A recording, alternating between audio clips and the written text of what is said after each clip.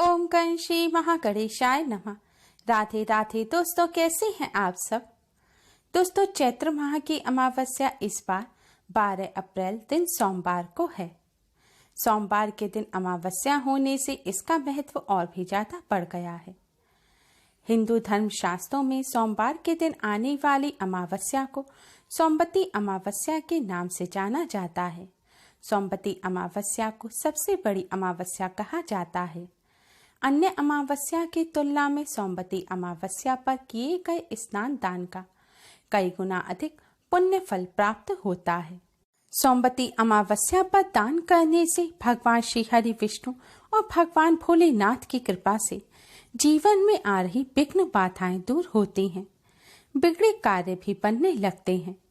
दाम्पत्य जीवन, धन, जॉब, व्यापार संबंधी बाधाएं भी दूर होती हैं। इस दिन पितरों के निमित्त दान करने से पितरों का आशीर्वाद प्राप्त होता है और पितृदोष से छुटकारा मिलता है। दोस्तों, सोमवती अमावस्या पर जहां दान करना सबसे शुभ माना जाता है, वहीं कुछ ऐसी वस्तुएं हैं जिनका अगर भूलकर भी सोमवती अमावस्या पर दान कर दिया जाए तो इससे शुभ की जगह अशुभ फल प्राप्त होते हैं। दोस्तों, आज की इस वीडियो में हम जानेंगे कि सोमवती अमावस्या पर किन वस्तुओं का दान करने से शुभ फल प्राप्त होता है और कौन सी ऐसी वस्तुएं हैं जिनका भूलकर भी दान नहीं करना चाहिए, और दान करते समय किन सावधानियों को बरतना चाहिए जिससे दान का पूर्ण फल प्राप्त हो। दोस्तों, सबसे पहली वस्तु है काले तिल। काले तिल विष्णु जी को बहुत प्रिय है, इसलिए यह पूर्वजों को भी अति प्रिय है। काले तिल का दान करने से इंसान संकट और विपदाओं से बचा रहता है। काले तिल का पितरों के निमित्त दान करने से पितरों का आशीर्वाद प्राप्त होता है।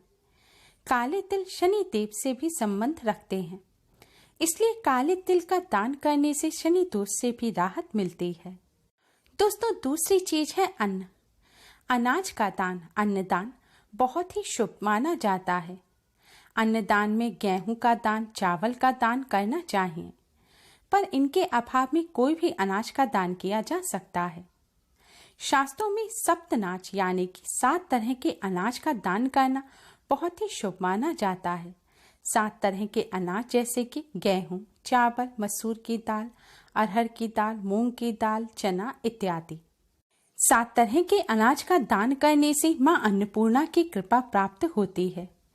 ऐसा करने से मनुष्य की हर इच्छा पूरी होती है और मनोवांछित फल की प्राप्ति होती है। मां अन्नपूर्णा की कृपा से घर में अन्न के भंडार भरे रहते हैं।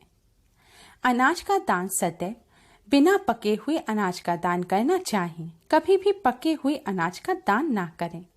लेकिन अगर आप अपने पितरों के निमित्त अन्न का दान कर रहे हैं तो आप भोजन बनाकर इस भोजन को जरूरतमंद व्यक्ति या फिर हो सके तो ब्राह्मणों को कराएं।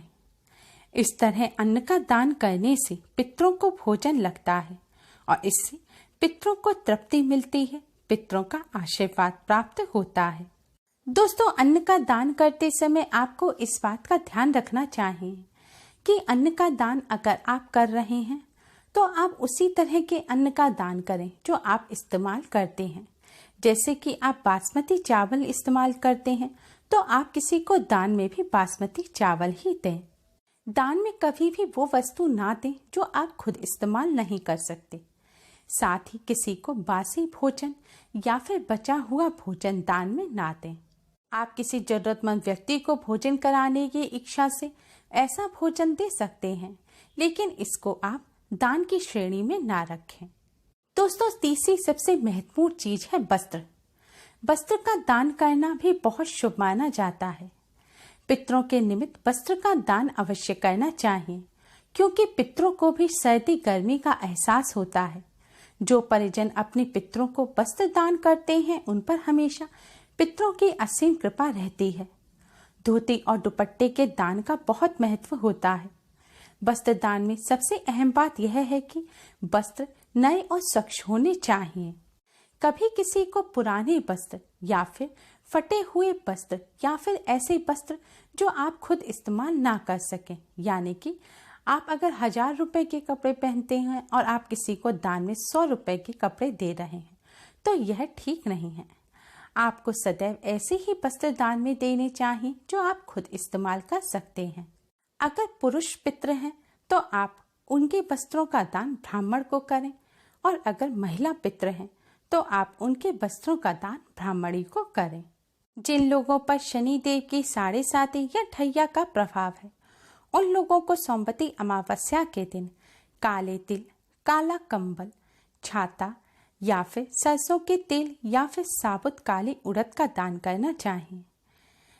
ये दान आपको किसी असहाय या निर्धन व्यक्ति को करना चाहिए। ऐसा करने से शनि देव का आशीर्वाद प्राप्त होता है और शनि देव से संबंधित दोषों से राहत मिलती है। लेकिन ध्यान रखें, कभी भी घर में इस्तेमाल किया हुआ पुराना सरसों का तेल आप भूलकर भी किसी को दान में ना दें। ऐसा करने से आपको शनि देव के दुष्प्रभावों का सामना करना पड़ सकता है। सोमवती अमावस्या के दिन नमक का दान करना भी विशेष माना जाता है, इसलिए नमक का दान अवश्य ही करें। यदि आप इस दिन नमक का दान करते हैं तो आपके सभी अनिष्टों का नाश होगा और आपका बुरा वक्त टल जाएगा। इसलिए इस दिन नमक का दान अवश्य ही करना चाहिए। सोमवती अमावस्या के दिन घी का दान करने से श्रेष्ठ फल प्राप्त होते हैं। घी का दान करने से शरीर स्वस्थ रहता है। इसके साथ ही देवी महालक्ष्मी की भी कृपा प्राप्त होती है। पितरों की आत्मा की शांति और मुक्ति के लिए सोमवती अमावस्या के दिन पिंडदान अवश्य ही करना चाहिए। हरियाणा में स्थित जिंद के पास पांडु पिंडारा स्थान पर सोमवती अमावस्या के दिन पिंडदान करने से पितरों को अवश्य ही मोक्ष की प्राप्ति होती है। महाभारत युद्ध के बाद भगवान श्री कृष्ण ने महाभारत में मृत सभी व्यक्तियों का पिंडदान पांडु पिंडारा स्थान पर ही कराया था। सोमवती अमावस्या के दिन पानी का दान करना भी बहुत शुभ माना जाता है, लेकिन आजकल कई लोग गलतियां करते हैं और वह प्लास्टिक की जो मिनरल्स वाटर की बोतल आती हैं उन्हें खरीद कर दान में दे देते हैं। ऐसा भूलकर भी नहीं करना चाहिए। प्लास्टिक का दान करने से तरक्की में रुकावट आने की आशंका रहती है और बिजनेस में गंभीर नुकसान उठाना पड़ सकता है। प्लास्टिक के साथ ही स्टील का भी दान नहीं करना चाहिए। स्टील का दान करने से घर परिवार की सुख शांति भंग हो जाती है, लड़ाई झगड़े बढ़ते हैं। इसलिए आप पानी का दान करें तो हमेशा मिट्टी के पात्र में पानी का दान करें, या फिर आप तांबे के बर्तन में भी पानी का दान कर सकते हैं, लेकिन भूलकर भी प्लास्टिक के बर्तन या फिर स्टील के बर्तनों का दान ना करें। सोमवती अमावस्या पर कई लोग अपने बड़े बुजुर्गों के लिए सभी जरूरत की वस्तुओं का दान करते हैं। इनमें कुछ लोग गलती से कैंची या फिर चाकू भी रख देते हैं या फिर नेल कटर रखकर उसका दान करते हैं, लेकिन ऐसा भूलकर भी नहीं करना चाहिए। माना जाता है नुकीली वस्तुओं का दान करने से परिवार की सुख शांति भंग होती है। इसके अलावा घर के सदस्यों के बीच तनाव बढ़ने के साथ ही रिश्ते भी खराब होने की आशंका रहती है। कई लोग भगवान की सेवा करना चाहते हैं और मंदिर में जाकर सफाई नहीं कर सकते, इसलिए मंदिर में जाकर झाड़ू का दान कर देते हैं, लेकिन ऐसा भूल कर भी नहीं करना चाहिए। झाड़ू का दान करने से देवी माँ लक्ष्मी क्रोधित हो जाती हैं, साथ ही बिजनेस में नुकसान होता है, बचत कम होने लगती है, धन संबंधी समस्याएं होने लगती हैं। इसलिए भूलकर भी झाड़ू का दान ना करें। अगर आप मंदिर में झाड़ू का दान करना चाहते हैं तो इसके लिए आप एक साथ 3 नई झाड़ू खरीद कर लाएं और सूर्योदय से पहले चुपचाप उन्हें जाकर मंदिर में रखाएं। ऐसा करना शुभ होता है। झाड़ू का सदैव गुप्त दान करना चाहिए। माँ लक्ष्मी जी की कृपा प्राप्त करने के लिए दूध और दही का दान करना भी शुभ माना जाता है, लेकिन ध्यान रखें भूलकर भी संध्या काल के समय या संध्या काल के बाद दूध दही का दान ना करें। सोमवती अमावस्या पर गौदान का भी विशेष महत्व होता है। शास्त्रों के अनुसार जो व्यक्ति सोमवती अमावस्या पर गौदान करता है उसके पूर्वजों को जन्म मरण के चक्र से मुक्ति प्राप्त होती है। दोस्तों, दान देते समय सबसे ज्यादा इस बात पर ध्यान रखें कि दान देने वाले का मुख पूर्व की तरफ होना चाहिए और लेने वाले का मुख उत्तर दिशा की तरफ होना चाहिए। ऐसा करने से आयु बढ़ती है। दान देते समय तिल, कुश, जल और चावल इनको हाथ में लेकर ही दान करना चाहिए, अन्यथा दान पर दैत्य अधिकार कर लेते हैं। पितरों के निमित्त अगर आप कुछ वस्तु दान कर रहे हैं तो दान के साथ आप थोड़े से काले तिल भी दान में दें। आपके हाथ में काले तिल भी होने चाहिए। और अगर देवताओं के निमित्त आप कुछ वस्तु दान कर रहे हैं तो आपको अपने हाथ में चावल रखकर दान करना चाहिए। चावल और तिल के साथ ही आपको दान देते समय जल और कुश को भी हाथ में रखना चाहिए, नहीं तो आपको दान देने का कोई फल प्राप्त नहीं होगा।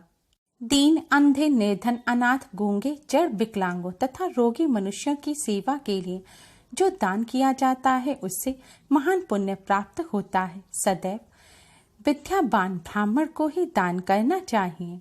दान करने से पहले स्नान के जल में गंगा जल मिलाकर स्नान करें या फिर किसी पवित्र नदी में स्नान करने के पश्चात ही दान करें। दोस्तों, सोमवती अमावस्या पर दान कर इससे लाभ अवश्य ही प्राप्त करें। उम्मीद है आपको हमारी ये वीडियो पसंद आई होगी। Please like, share and subscribe.